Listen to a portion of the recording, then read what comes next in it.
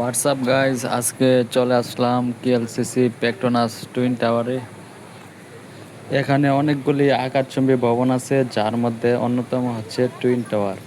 এই টাওয়ারটির উচ্চতা হচ্ছে 1483 ফিট, যা 452 মিটার।